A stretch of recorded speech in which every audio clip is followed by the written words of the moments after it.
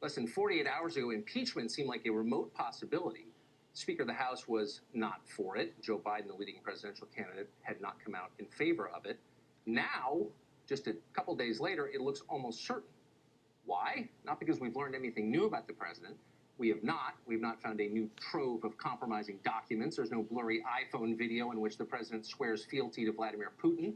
That information is probably not going to emerge because it doesn't exist and never has. At this point, years of investigations and many millions spent trying to find it. Nobody has found any evidence that the president colluded with Russia in order to win the 2016 election. Doesn't matter, though. Yesterday, Robert Mueller delivered a statement in which he said, essentially, I couldn't prove the president committed a crime, but I also couldn't prove he didn't commit a crime. On the basis of that, suddenly, Democrats appear to be united tonight. We must impeach.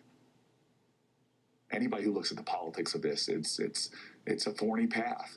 But I think history is going to look back at this moment and what we choose to do and see if we did the right thing. And I think the right thing right now is to hold this president accountable for his actions. We have to get the show on the road. We have to have these investigations done on TV under the banner of an impeachment inquiry. I don't think there's any way around that. Make everybody vote.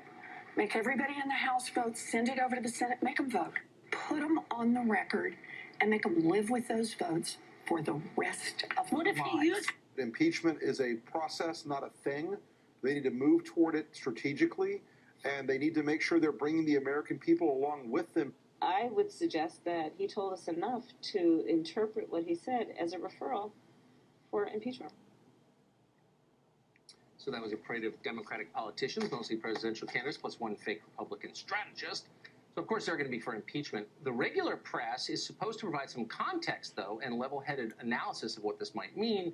But that's not what we've gotten over the past 2 days. Instead, it's been almost an unending stream of hyperbole and hysterics. Here's a small sample. We begin with a litany of lies from the President of the United States. Just one day after Special Counsel Robert Mueller again, but this time on camera, explained he did not clear the president of a crime. A president who theoretically can break any law he wants going forward, so long as 34 senators decide to stick with him. Mueller did not say the I word. I don't think anyone was bracing for that today. That's not how Bob Mueller rolls. He considers this an emergency. He considers this a very serious effort by Russia to interfere with our election, that it happened, that it's going to happen again. A litany of lies, an emergency, a president who can break any law. You know what? If you're that excited, go ahead and impeach the president. Democrats ran last year on health care and income inequality, things that voters appeared to be interested in. How excited will voters be to see the next year and a half blown on an impeachment trial that will not succeed, waste time and money, and achieve nothing? It might be interesting to find out, actually. Pelosi may be extreme, but she's not stupid. There's a reason that she's been against impeachment from day one, because she knows it will hurt her own party, but her party doesn't care. So go ahead, impeach him. Until then, let's admit another fact. Robert Mueller's speech yesterday said a lot more about him and his investigation than it did about the subject of his investigation. In his remarks yesterday, Mueller said that it was important that, quote, the office's written work speak for itself. The written work, of course, is his report. We've had that for a month.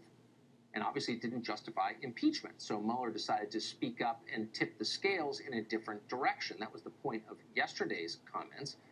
He said that he was unable to exonerate the president of criminal activity, so it's up to Congress to decide what to do. Of course, in a fair society, in all fair societies, prosecutors never exonerate people.